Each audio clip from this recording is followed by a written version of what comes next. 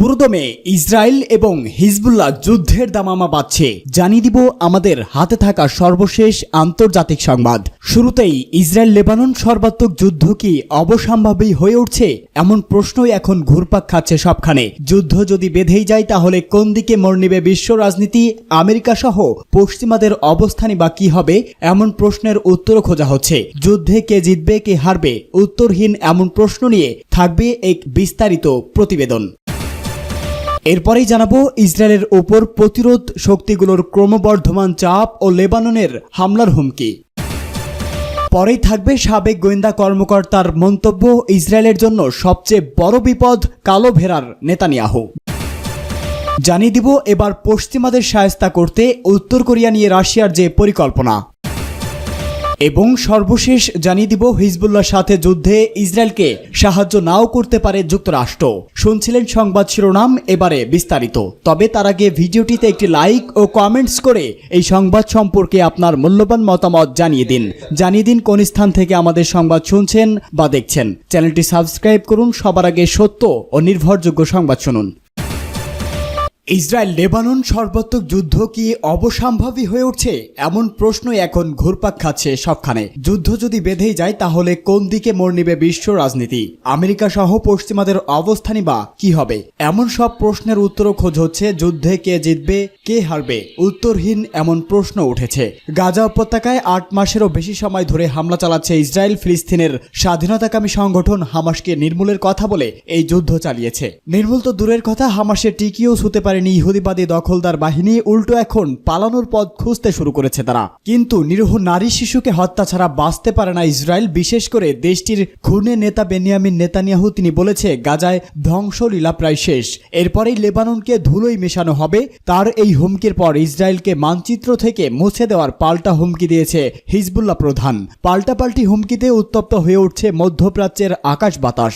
এই পরিস্থিতিতে Lebanon Israel যদি সর্বাত্মক যুদ্ধে জড়িয়ে পড়ে তাহলে পরিস্থিতি কি হতে পারে তা নিয়ে একটি বিশ্লেষণ ধর্মী একটি লিখেছেন আরব বিশ্বের প্রত্যক্ষ রাজনৈতিক ভাষ্যকার আব্দুল বারি আতওয়ান।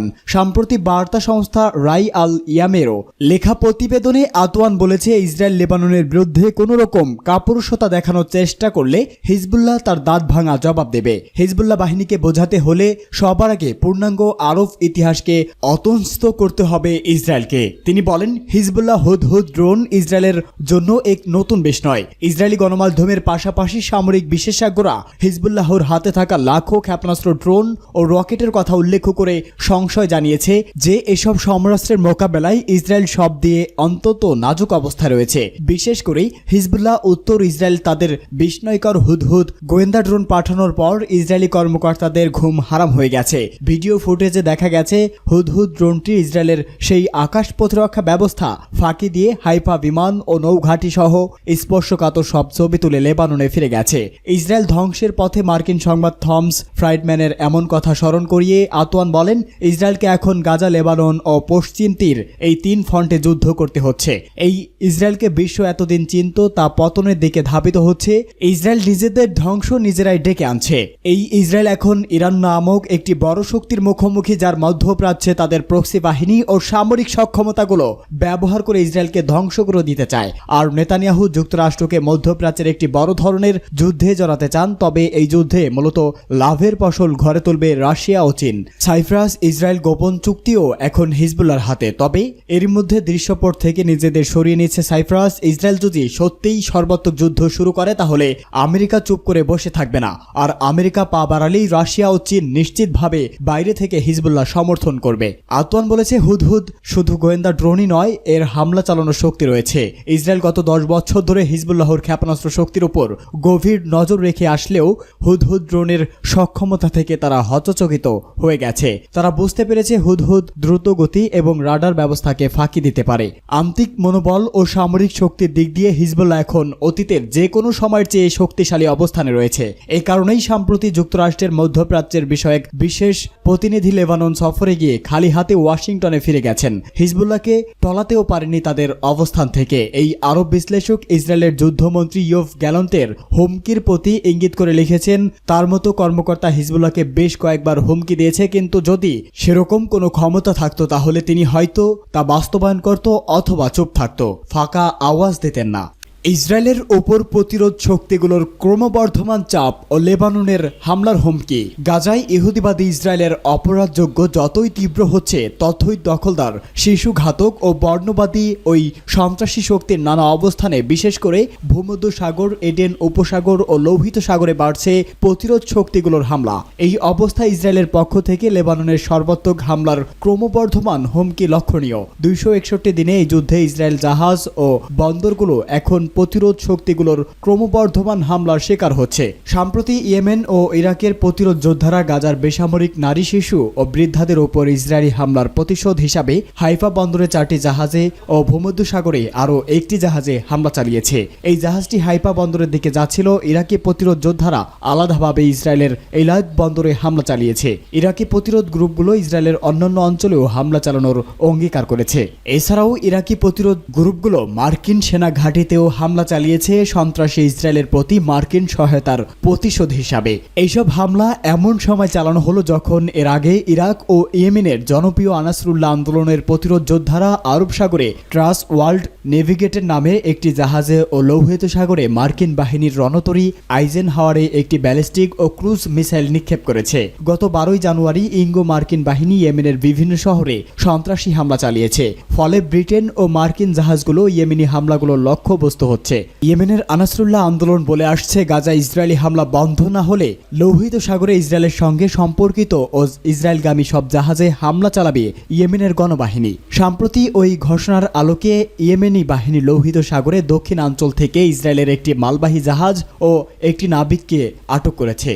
সাবেক গোয়েন্দা কর্মকর্তার মন্তব্য, ইসরায়েলের জন্য সবচেয়ে বড় বিপদ এখন নেতানিয়াহু। ইসরায়েলের জন্য সবচেয়ে বড় বিপদ হচ্ছে নেতানিয়াহু, এমন মন্তব্য করেছে দেশটির অভ্যন্তরীণ গোয়েন্দা সংস্থা সিনবেটের এক সাবেক কর্মকর্তা। বার্তা সংস্থা এএফপিকে দেওয়া এক সাক্ষাৎকারে তিনি প্রধানমন্ত্রী বেঞ্জামিন নেতানিয়াহুর সমালোচনা করেছেন। গাজায় শান্তি প্রতিক্রিয়ায় বাধাগ্রস্ত করার জন্য হামাসকে সমর্থন করার জন্য নেতানিয়াহুকে অভিযুক্ত করেছেন ব্যানেন বেন ইসহাক নামের ওই সাবেক গোয়েন্দা কর্মকর্তা। তিনি বলেছেন, ক্ষমতায় থাকার জন্য এসব করছেন নেতানিয়াহু। 53 বছর বয়সী ওই সাবেক গুপ্তচর 2000 সাল থেকে 2005 সালের মধ্যে ফিলিস্তিনি বিদ্রোহের কথা উল্লেখ করে এএফপিকে বলেন, নেতানিয়াহু সত্যই ইসরায়েলের জন্য সবচেয়ে বড় বিপদ এবং আমাকে বিশ্বাস করুন, আমি দ্বিতীয় ইন্তিফাদার সময় কয়েকজন বড় সন্ত্রাসীকে গ্রেপ্তার করেছি।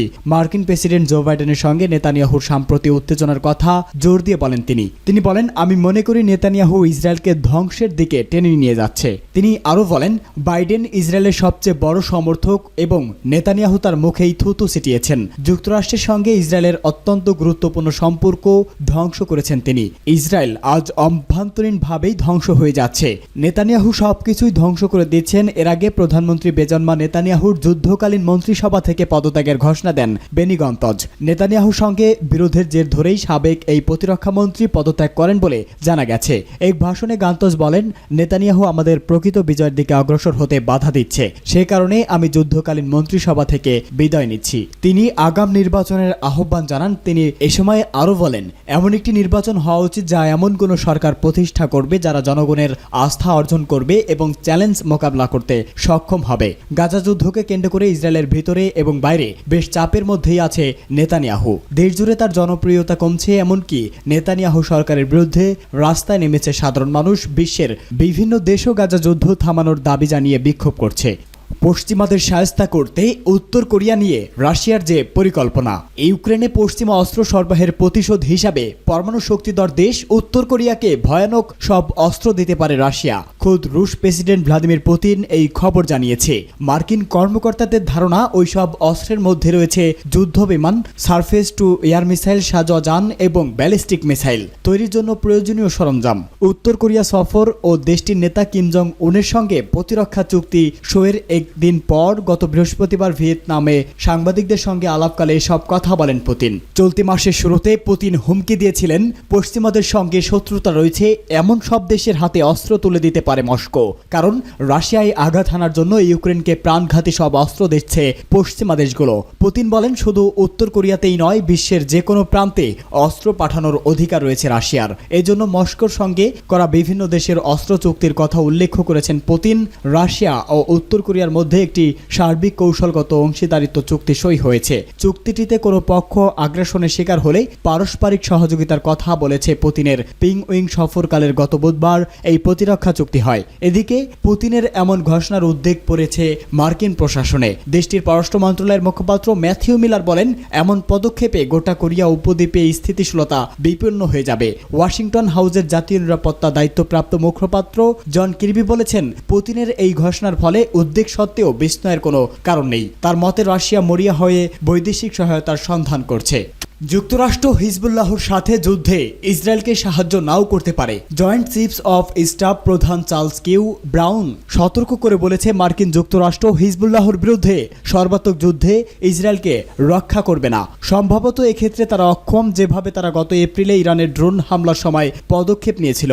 ইউএস এয়ারফোর্স জেনারেল ব্রাউন আরও বলেন, ইরান তখন হিজবুল্লাহকে সমর্থন করতে আরও বেশি এই যুদ্ধে জড়িয়ে পড়বে। জেনারেল ব্রাউন বলেন, ইসলামিক প্রজাতন্ত্র হামাসকে সমর্থন করলেও আরও দৃঢ়ভাবে হিজবুল্লাহর পেছনে দাঁড়াবে তেহরান, বিশেষ করে তারা যদি মনে করে যে হিজবুল্লাহকে উল্লেখযোগ্যভাবেই হুমকি দেওয়া হচ্ছে। ব্রাউন আরও বলেন, লেবাননে ইসরায়েলের যে কোনো সামরিক আক্রমণ একটি বৃহত্তর সূত্রের সূচনা করতে পারে। একই সাথে এটি মার্কিন বাহিনীকেও এই অঞ্চলে বিপদে ফেলতে পারে। এদিকে ইসরায়েল দক্ষিণ লেবাননে একটি বেসামরিক প্রতিরক্ষা দলকে লক্ষ্য করে হামলা করেছে। আল জাজিরার প্রতিবেদন অনুযায়ী বলা হয়েছে, ইসরায়েলি বাহিনী দক্ষিণ লেবাননে তাইবা গ্রামে একটি বেসামরিক প্রতিরক্ষা দলকে লক্ষ্য করে আর্টিলারি সেল দিয়ে আঘাত করেছে। ওই সময় দলটি গ্রামে আগুন নেভানোর কাজ করছিল। ওই ঘটনায় হতাহত হয় তাদের মধ্যে একজনকে হাসপাতালে ভর্তি করার আগেই